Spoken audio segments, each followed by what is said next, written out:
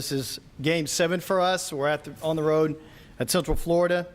Before I get started with this week's game, I do want to send out a reminder. This week's baseball game, the fall ball game against UNO, will be at Grifffield at Churches Stadium at 11 a.m. Again, 11 a.m. on Saturday. For our football game at Central Florida this week, it'll be at 11 a.m. Central Kick on ESPNU. And then finally, after this week, we have a bye week next week, so we not have a presser next Tuesday. And going forward, all the press conferences will be in here in this room. And now here's our head coach, Curtis Johnson.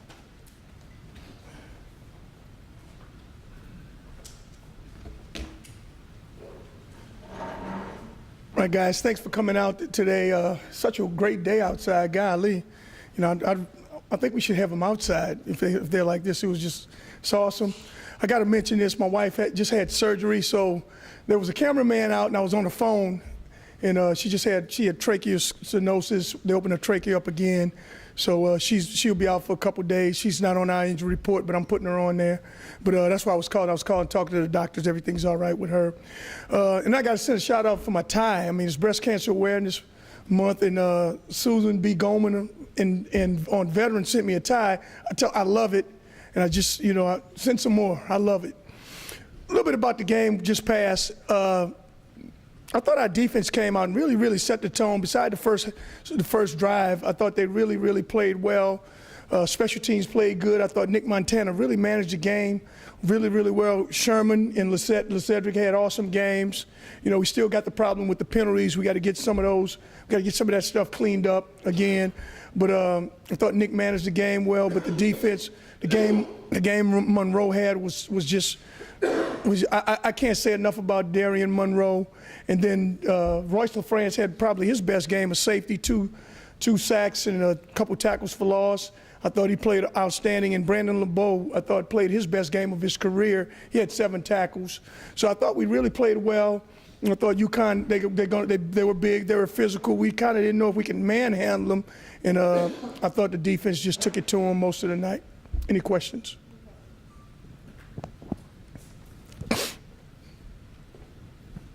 You mentioned LeBeau. He played a lot more, and he played really well. What did you guys see that made you feel like he was ready for that performance, and then how happy were you with the way he carried it out?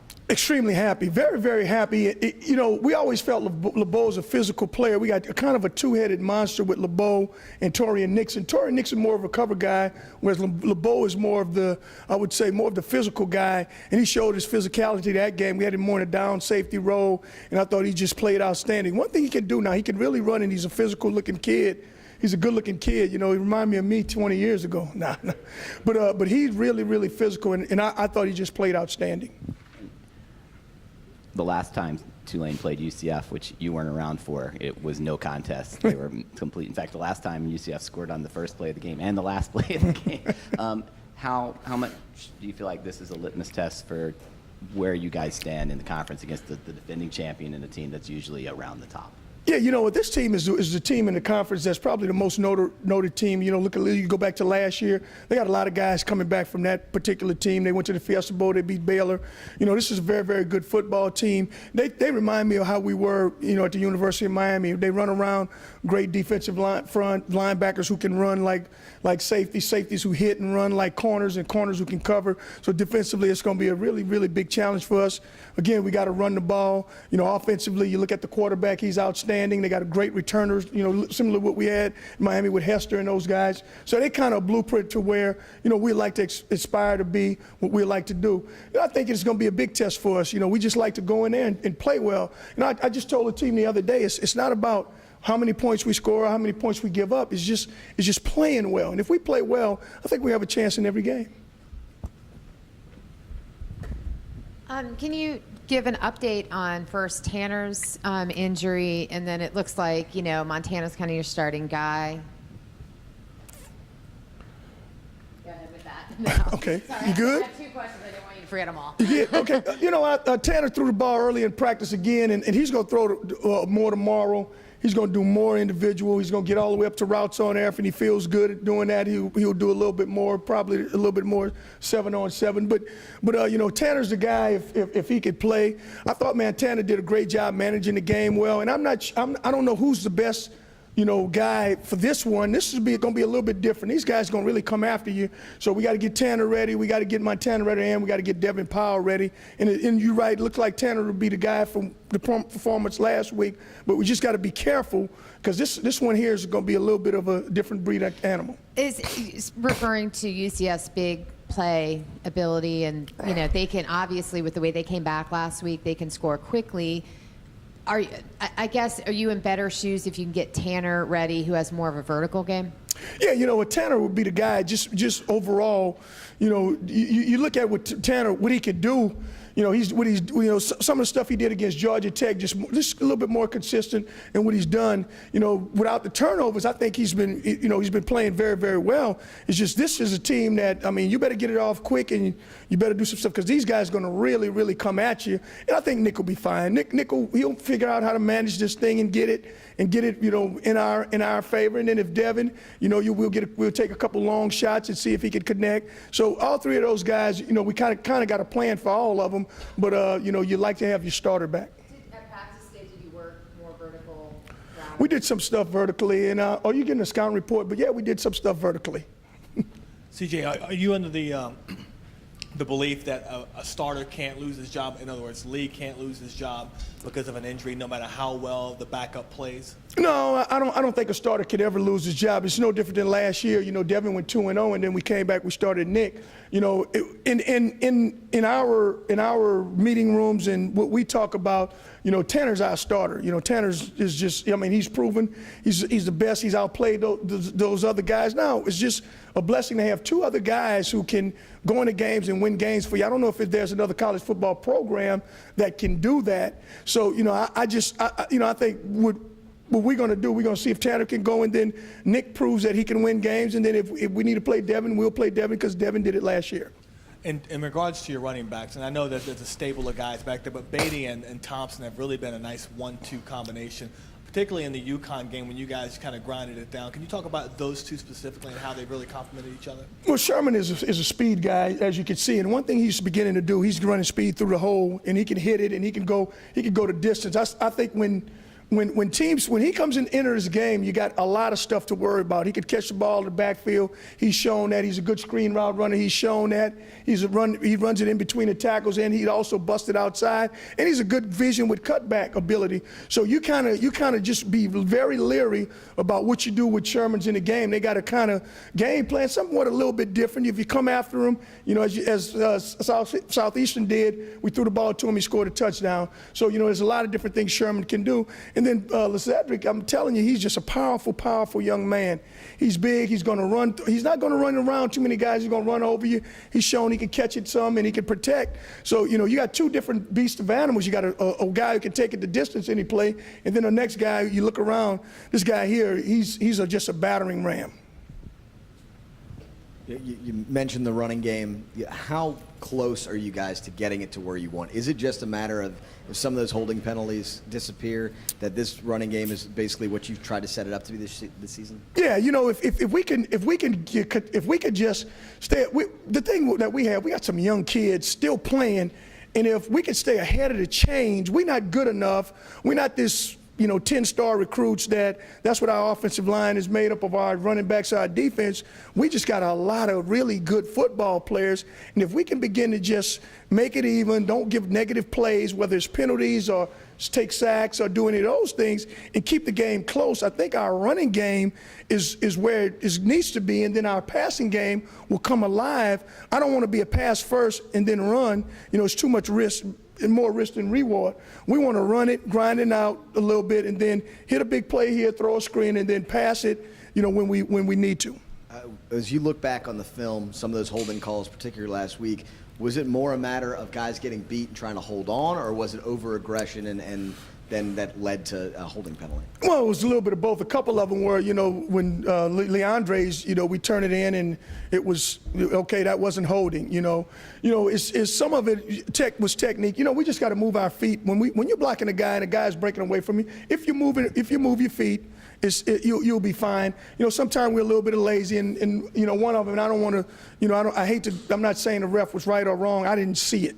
I just didn't see the penalty. It's a Monroe hit. Here we go again. Monroe, he gets a penalty, and then all of a sudden now on Monday they didn't see it. The league didn't see it. The Teddy Veal, they didn't see the pull of the Teddy Veal. So, some of those penalties, they'll go with you or they'll go against you. I'm sure there was some stuff that we did that they didn't call. We got to be technique sound and be aggressive and continue to play. That was my question about the penalties. Were they calling the holding tight? And second, and like you just answered, the late hit on Monroe looked like he just rolled over on Smart instead of hitting their guy at all. Yeah, and that's what it was, and that's what the report said. It wasn't. So, but they're going to miss those. I think it was a little bit of both. A couple of those penalties we didn't. Look, they didn't exist, and then some of them we were just being lazy and not using our technique. Are you worried about in a game like this being the way they play people is to try to physically handle you, and how much of a challenge will that be in the trenches for your team? Yeah, I think it will be a challenge, especially if we continue to have holding penalties and continue to do whatever. But that's what football is all about. If I was them, I'd be feeling good that their team is very, very physical team. They're very, very aggressive. Like I said, they look similar to the way we looked at the University of Miami. And what our team got to do is we got to just play our game, continue to run it, pass it, get our short passing game going, hit the vertical routes when we need to hit them, and then just keep running it on them. And if we play great defense like we played the other night, we have a chance in this game. They're a school and a team that brings a lot of fans. It's hard to play in that stadium. Just kind of thoughts on, they know how to win close games. They obviously came back big time last week. Just your thoughts on UCF, where they are now, and how difficult it's going to be playing there. Well, it's a big challenge for us. You look at where they're located, where football is a great football place. It's one of the largest schools in the country. There's a lot of students in Orlando, Florida. It's just a wonderful place to go. So, they've built a program. I thought Coach O'Leary is one of the guys who, he built Georgia Tech back to what it was, and then he left and went there, and he's built this thing. And, each year they've gotten better and better and better and better. I think he's a pretty good friend of mine. We talked about it when we were at the media day. They won like 10 games. Like all these kids won 9 or 10 games, So they are winners, and that's what they are, and that's what they do. Our thing is we got to concentrate on us, not make these silly mistakes and play well. And like I told the team, if you play well, just play well, don't make mistakes, you got a chance of winning any game. The crowd will be there. You love playing in a place where there's a big-time crowd because, it's big-time college football. Yeah, do you have two questions? Do you have a timeline, first of all, with regards to the quarterback situation, or is that going to be another where we'll find out Saturday? No, I mean, I said it before Saturday, but we just got to watch both of those guys practice. If Tanner can throw, Tanner's the starter, like I've said, and we just got to figure out when that is and how much he can do and when he could get going. And then if not, it'll be Nick, and then if not Nick, it'll be Devin, and we'll just keep playing. But like I said, I thought Nick played outstanding. There's no reason to rush Tanner coming back, though, right? He's going to play when he's capable of playing and when he can throw it enough and be able to execute our offense. You had mentioned last week that you would reopen the kicker competition. Is that closed back again? You was at practice today. Well, the kicking situation is simple. I mean, we opened it up, and DeRocco, he made a big field goal for us and probably put the game on ice. As a freshman, that was a big time achievement for him. We all know his struggles. They're very, very chronicled. And, the other kicker is I like Sims also. Sims, as you saw, we tried him out today, and he made some, but he missed badly on some of them. So we just got to get his accuracy down and his operation. He's not ready for January yet. I hope not. Hope we don't. Look, but I wouldn't be afraid to, if a couple of days, if he can, continue, because he can kick it a long ways now. If there's a long one and it's for the win, I'll put him in. Yeah, from what I saw today, if you need a 60-yard field goal, he's your guy. Exactly. Edward Williams looked like he had a better game. Do you see the light coming on with him, or do you need to see a little bit more? But it looked like he was. No, really I involved. thought he played really, really well. He was one of the guys that after the game I was very proud of. You know, and he reminds me a lot of DJ Williams, who I had at the University of Miami. I tell the guys all the time, it took DJ about 2 years to hit somebody. And then all of a sudden he got one of those classic, you know, hits where everything went perfect. You hit a guy, and then the light came on. I think he's still playing in the NFL. So this kid has a lot of potential. You know, he's just learning, and he's playing a new position. He's playing Mike. He's really, he always played an outside linebacker. We didn't have a Mike, so that's where he's playing. But I'm very pleased with him. I'm very pleased with Eric Thomas also. I thought those guys played really, really, really well. You mentioned after the game Saturday that you had some guys that were kind of nicked up and just kind of an overall sort of look injury-wise to the team. Is there anybody that's being held out right now or held back? No, nobody's held out. You know, we're pretty much healthy as anyone else. You know, you look at around the country, there's guys that's out for the year. We don't have anyone like that. You know, there's some guys that I'm waiting for my long snapper to come back. He should be about ready to come back. But for the most case, we'll have all our troops, and they'll be ready to go. There'll be little nicks here and there, but I don't think there's nothing major.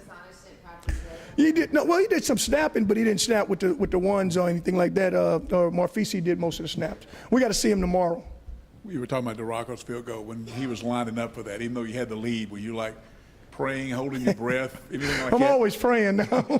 I'm always praying, but you know, I wanted some success for him. You know, he's been getting Texas, and he's been getting this, that, and the other, and all of a sudden, you know, then he's a true freshman, and the competition has opened up, and I was just glad for him to come back to bye week. I thought he was just going to go to Florida and just stay home, but he came back, and you know, to make that and persevere through some of those things that he went through, you know, I'm proud of the kid. Also, when Doss had that interception, looked like Quan Drake kind of danced down the sidelines with him. Did he get a penalty for that? Or? Well, you know what? He was really off the field, but that was the highest I ever seen Drake jump. You know, I didn't think a big guy could jump that high.